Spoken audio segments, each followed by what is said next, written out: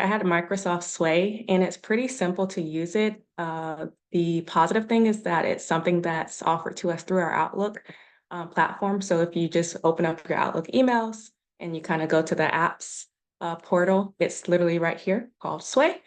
And you just click on that app. And this is my, we'll call it profile for the lack of better terms. So this is my profile. And as you see, I kind of started playing around and developed two, or at least started two reports.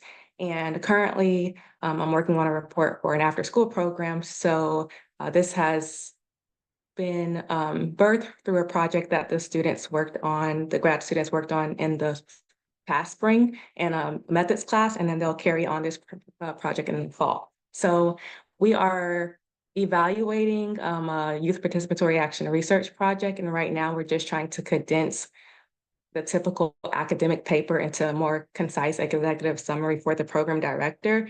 And so the cool thing about Sway is that you can, if you want, you can create a report on your own on Microsoft Word or something and then just upload it and then kind of edit on Sway, or you can use one of the pre-existing templates that Sway already has. And I just went with a template initially to try and see how it is. And so I used this newsletter template. They have others. Clearly we see a blog template. So if you want to incorporate blogs into your classes, this could be a good idea. There's a presentation template, which I will eventually probably have my students use in their class too. And then there's some like student reports, story resumes, and things of that nature, and artistry. So if any of you are incorporating photography in your class or photo voice, this could be a great app for that too. But again, I clicked on newsletter, and so when I clicked on newsletter, this is the typical template. So the cool thing about Sway is that it's very self-explanatory. Like, tells you exactly where to type the title. It tells you when you come down here, what type of information you could incorporate. So here I would think of like a cover page and typing in the type of information that you would have on a cover or a title page. And it gives you a breakdown if you were creating a newsletter, like what type of information you could incorporate. So we're just going to pretend like we're starting to edit this particular Sway template. And once it opens, so again, you literally can just edit the title. So we can just say here, DHI Learning Circle. And for us, we could type in our organization or our name.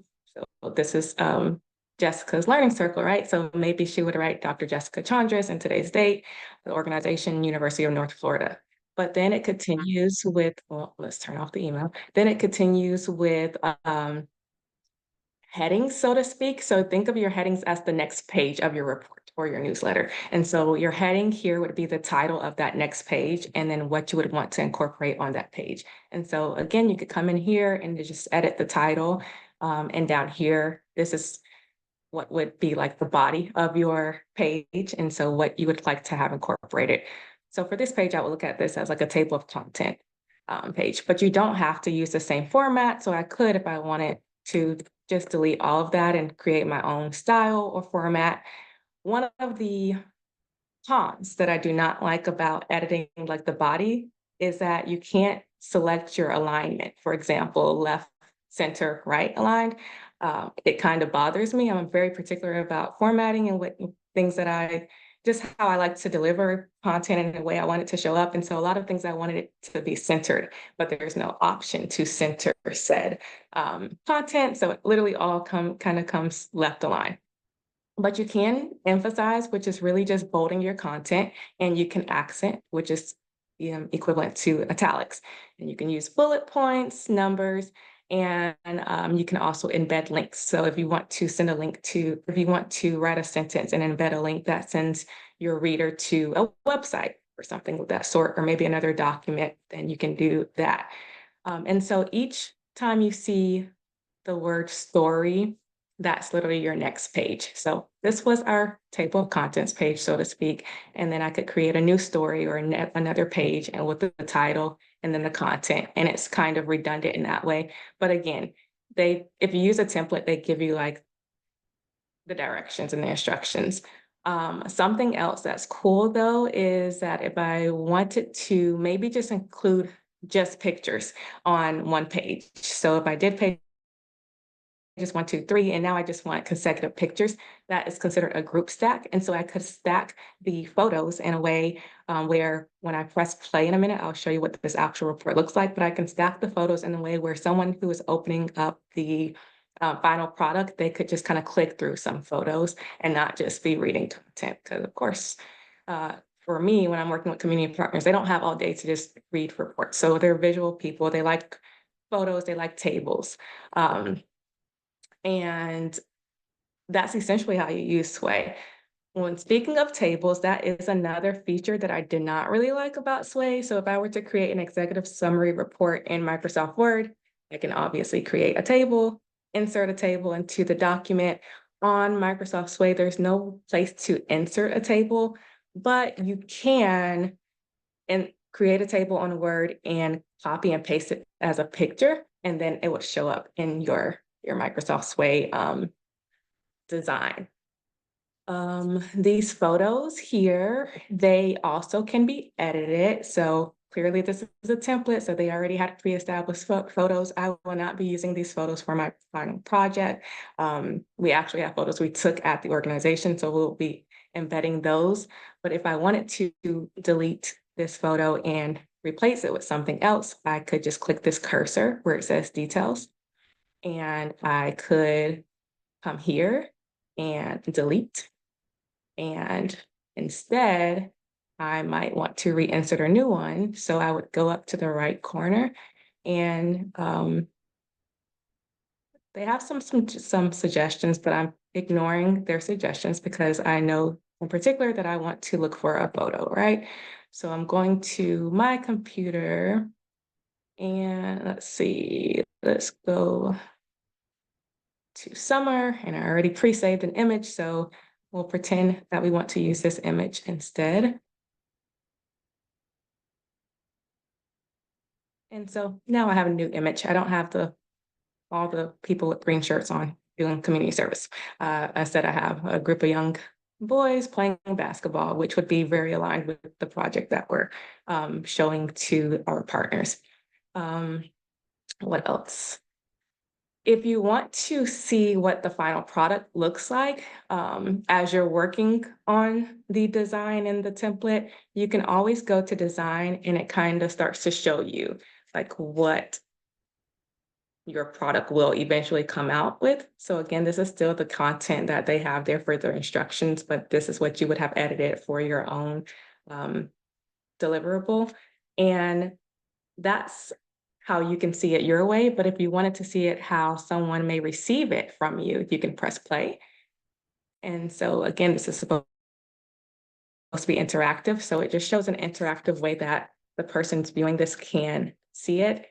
And this is the stack photos that we were discussing. So you can tap to kind of just go through the photos. And so that would add some visual appeal as opposed to just reading content. And lastly, you could also export it into like a Word document or a PDF. So if I went to the 3 dots up top and the right, I would just go to export. And I'm typically a PDF person, so I would download it as a PDF and then it would. And so I have an example here. I actually was playing with my own deliverable, so I just saved it as a PDF. And this is essentially what my students will be creating for their community partners in the fall. So this is an example of me copying or pasting a picture of the table, which again, I don't really like it, but it works. So, and the last thing I wanted to show you all, if you already have like a report of some type that you created on Word, you don't have to start with Sway's templates. Like you could literally upload your own document and then Sway will try to develop a newsletter or a report for you based on the content from your Word document. And so I found a very old report from my doctoral program that I co-created, and I uploaded it to see like what would be Sway's design. And it's okay, it's not horrible, but this was the final product. Um, and so our design really did have blue and white content. So they kind of did the cover page pretty decently, but now everything else just looks like a whole bunch of writing.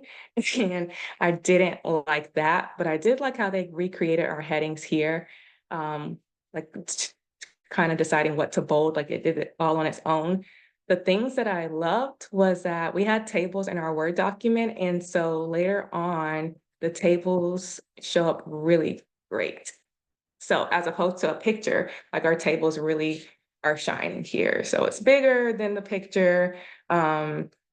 It's clearer than the picture that I had on the other example I showed. And so there may be ways to make the picture bigger on the template when you just upload a picture of a table, but I'm trying to play around to figure out how to get tables more embedded. That's the only thing I'm not liking because our partners really like just give it to them quick. They don't want to read a whole bunch of content. So, yep. And that is Sway. Any questions? Thanks, Jasmine. So I do have a question, if that's okay, if it doesn't ruin the recording. Is that possible to integrate like videos or recordings? You can embed videos. And so let me go back to the other, when I was showing, we'll use the BHI Learning Circle one. Here I showed you all how to edit the picture, but I could also ask to embed something else. I don't have a sample video here, but just as I embedded a picture, I could go to upload and find a video on my computer in a folder, and then it would upload here. So yes, that is a possibility, which is pretty neat too. Because if you're sharing this with a community partner or you're sharing it, I don't know, with whomever, you have these share options. And because it's through Outlook, I would be downloading this as a PDF, but because this is through Outlook, you could share it as a link. And so whoever receives the link can open it up and they're interacting with it in that way. And so they're not only having to look at photos, they could press play on a video. So yeah, that is a neat factor or feature.